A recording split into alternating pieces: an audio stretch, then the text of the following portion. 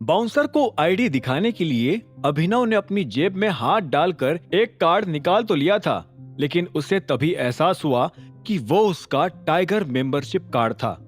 अगर पास खड़ी चाहत उसके पास ये कार्ड देख लेती तो अभिनव पर उसका शक आज पूरी तरह से यकीन में बदल जाता। इसी वजह से अभिनव ने तुरंत ही अपना वो कार्ड जेब में वापस डाल लिया और फिर एक मासूम सा चेहरा बनाकर वो बाउंसर की ओर देख के बोल पड़ा, मेरे पास फिलहाल कुछ नहीं है, सब कुछ एक वॉलेट में था, लेकिन मैं वो ऑफिस में भूल आया हूँ। वो हमारी प्रॉब्लम नहीं है, और तुमने अभी जेब से कुछ निकाला तो था ना, फिर वापस क्यों रख दिया? बाउंसर ने भौहें नीचे करके उससे पूछा। अभिनव ने एक पल चाहत की ओर देखा और फिर वापस बाउंसर की ओर देखकर कहा, नहीं नहीं, वो तो किसी और का विजिटिंग कार्ड था, आप जाने दीजिए ना, हम अडल्ट ही है, और वैसे भी मेरी पार्टनर ने तो आपको उसकी आईडी दिखाई दी है। अभिनव की बात खत्म भी नहीं हुई थी कि उससे पहले ही वो बाउंसर ना करते हुए अपना सिर हिलाने लगा। अभिनव ने फिर से एक पल चाहत की ओर देखा। उसे ये डर था कि चाहत फिर से उसे ऑफिस जाकर अपनी आईडी लाने को ना बोल दे। अभिनव को पता था कि उसकी आईडी और सारे पैसे ऑफिस में नहीं बल्कि सुबह उस बैग में छूट गई थी जो फिलहाल अनन्या की गाड़ी में था। बाउंसर ने उन दोनों को परेशान होते देखा और फिर धीरे से अपना ऑफर रखा, अगर अंदर जाना ही है तो थोड़ा खर्चा पानी लगेगा। क्या? अभिनव ने तुरंत उसकी ओर नजरें घुमाई। नोट हीरो, नोट, 3,000 रुपए दे और चला जा अंदर। बाउंसर को रिश्वत मांगते देख ही अभिनव का खून खौल उठा था। उसे महसूस हुआ कि इस तरह के करप्शन से ही ये बाउंसर्स अंडर एज लोगों को भी क्लब में घुसने देता होगा। उसने सोचा कि अगर इससे कोई भी प्रॉब्लम खड़ी होती होगी तो नाम टाइगर के क्लब का ही खराब होता होगा। वो दांत पीसकर उसे करारा जवाब देने ही वाला था कि इतने में चाहत ने अपने पर्स से पैसे निकालकर बाउंसर को थमा दिए और अभिनव उसे हैरानी से देखने लगा। Thank you, enjoy. नोट गिनते हुए बाउंसर रास्ते से हट गया और चाहत अभिनव को लेकर अंदर चली गई। उसने घूस मांगी और तुमने दे भी दी? अभिनव ने थोड़ा गुस्सा करते हुए पूछा। इट्स ओके ना अभिनव, क्या ही फर्क पड़ेगा, अभी टाइम एंजॉय करने का है, फालतू अपना दिमाग मत लगाओ ज्यादा। चाहत ने मुस्कुराते हुए उसे समझाया। अभिनव उसके साथ क्लब के अंदर आ गया और उन दोनों को अपने सामने एक बड़ा सा डांस फ्लोर दिखा जो कि हर तरह की लाइट से चमक रहा था। म्यूजिक का वॉल्यूम काफी तेज था, इसीलिए अभिनव धीरे से चाहत के पास आया और उसके कान में बोला, मैं वॉशरूम जाकर आता हूँ। चाहत ने सिर हिलाकर हामी भरी और अभिनव के जाते ही वो भी डांस फ्लोर पर चली गई।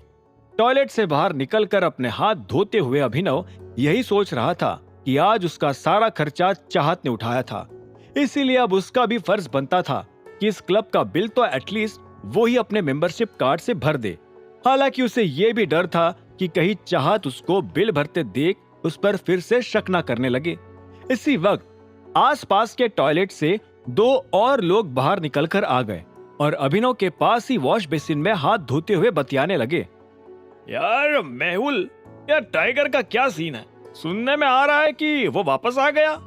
टाइगर के लेफ्ट में खड़े आदमी ने हाथ धोते हुए अपने आप को कांच में देखकर कहा, सुनने में तो यही आया है प्रताप, पर अंदर क्या ही हो रहा है किसे पता। आज तक ना टाइगर की किसी ने शक्ल देखी ना नाम जाना, बस यही सुन सुनकर डर रहे लोग कि टाइगर ये है वो है फलाना ढिमकाना।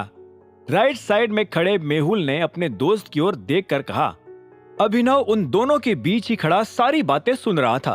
उसके हाथ पूरी तरह से धुल चुके थे, पर वो फिर से हाथ धोने लगा था ताकि उसे वहां रुककर उनकी बातें सुनने का बहाना मिल जाए। बात तो सही है, वैसे भी टाइगर ग्रुप के बिजनेसेस की हालत आजकल कुछ ठीक चल नहीं रही है। अब तू इस क्लब को देख ले, यहाँ का स्टाफ जो मर्जी आए वो करता है, सिक्योरिटी भी सिर्फ नाम की है। लेफ्ट साइड खड़े आदमी ने कहा, और नहीं तो क्या, पता नहीं कैसे इसको सबसे बेस्ट क्लब्स में से एक मानते हैं। मुझे तो क्या लगता है ना भाई, टाइगर के दिन अब खत्म हो रहे हैं और दिक्पाल के शुरू होने वाले हैं।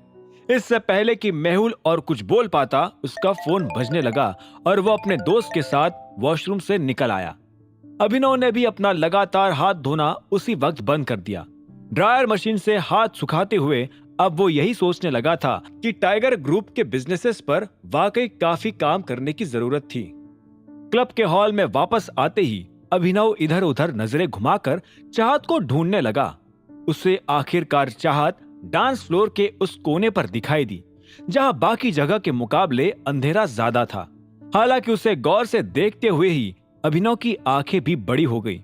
चाहत को फिलहाल 2 आदमियों ने घेर लिया था और वो उसे बार बार छुए जा रहे थे।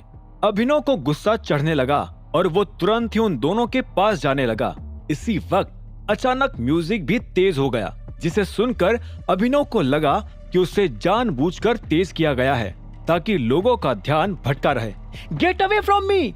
चाहत अपने आप को बचाते हुए उन दोनों आदमियों को दूर करे जा रही थी। गलती मेरी नहीं है डार्लिंग, तुम्हारी खूबसूरती ही इतना खींच रही है मुझे, मैं क्या करूं। जब उनमें से एक इंसान जबरदस्ती उसके चेहरे के पास आने लगा, तभी चाहत ने उसे जोरदार थप्पड़ मारकर नीचे गिरा दिया। बदतमीज, आई सेड गेट अवे! चाहत ने उसकी ओर घिन्न दिखाते हुए कहा। डांस फ्लोर पर बाकी लोग अभी भी नाचने में ही लगे हुए थे। उस आदमी के गिरने के बाद चाहत वहां से बचकर निकल पाती, इसके पहले ही दूसरे आदमी ने उसे उसके बालों से पकड़ लिया। बहुत तेवर नहीं आ गए हैं आजकल गुड़गांव की लड़कियों में। तेरी ये मजाल कि तू मेरे आदमी को मारेगी। हट! चाहत को बालों से पकड़कर मारने के लिए उस दूसरे आदमी ने अपना हाथ आगे बढ़ाया। तेजी से आ रहे पंजे जैसा उस आदमी का हाथ चाहत के चेहरे पर छपने ही वाला था कि इसी वक्त अभिनव ने बीच में आकर उसका हाथ अपनी मुट्ठी में जकड़ लिया। अपनी औकात में रह। कौन है बे तू? उस आदमी ने अभिनव की ओर घूर कर देखा। अभिनव भी उसे गुस्से भरी निगाहों से घूरे जा रहा था। उस आदमी ने भले ही उसे ना पहचाना हो, लेकिन अभिनव उसे पहचान गया था। ये डॉन ही था जिसने कुछ दिनों पहले अनन्या को उस दिन होटल में छेड़ने की कोशिश की थी, जिस दिन अभिनव का कॉलेज रियूनियन था। अभिनव इस आदमी को यही पीट पीट कर मार देना चाहता था, लेकिन वो ये बात भी नहीं भूल सकता था कि डॉन उसी का यानी टाइगर का ही आदमी था। आज छोड़ कमीने, नहीं तो काट कर फेंक दूंगा। अभिनव की पकड़ से अपना हाथ छुड़ाने की कोशिश करते हुए डॉन गुर्राए जा रहा था। क्या कर रहा है साले तू? तेरी बाप की जगह है क्या ये? जो मर्जी आए वो करेगा? हाँ?